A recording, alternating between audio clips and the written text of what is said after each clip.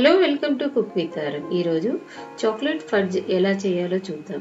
దీనికి కావాల్సిన పదార్థాలు వీడియోలో చూపించిన విధంగా తీసుకోండి. కేక్ లేకపోతే ఫడ్జ్ ఇట్లా బేకింగ్ సంబంధించిన వాటిని కరెక్ట్ కొలతలు తీసుకున్నామంటే అది కరెక్ట్ గా వస్తుంది. దీనికి మొదటగా ఒక థిక్ బాటమ్ ఉండే కడాయిని తీసుకొని దానిలో చక్కెర తీసుకోవాలి. ఇక్కడ నేను 1 కప్పు చక్కెర తీసుకున్నాను. దీనికి 1/2 కప్పు నీళ్లు వేసి దీన్ని ఒక తీగ పాకం వచ్చేంత వరకు కలుపుతూ ఉండాలి.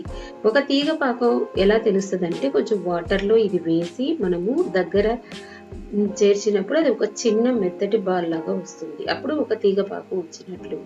ఇది వచ్చిన వెంటనే దీనిలో 1/4 కప్పు బటర్ వేసుకొని బాగా కలపాలి.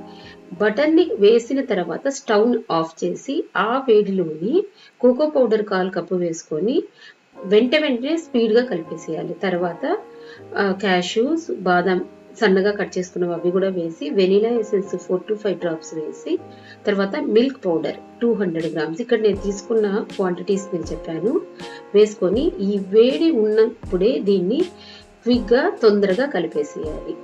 అంతే, చాక్లెట్ ఫడ్జ్ రెడీ అయిపోయింది. ఇప్పుడు చూసారు, అది కడాయిని వదిలేసి వీడియోలో చూడండి, కడాయిని వదిలేసి ఎంత ఎంత ఒక రకమైన సిల్కీగా వచ్చేసింది. ఇప్పుడు ఇది తయారైపోయింది. దీన్ని మనము కావలసిన షేప్లో కట్ చేసుకోవడానికి ఒక గిన్నెలో గ్రీస్ చేసి వేసుకొని దాన్ని మనకు కావలసిన షేప్లో కట్ చేసుకోవాలి.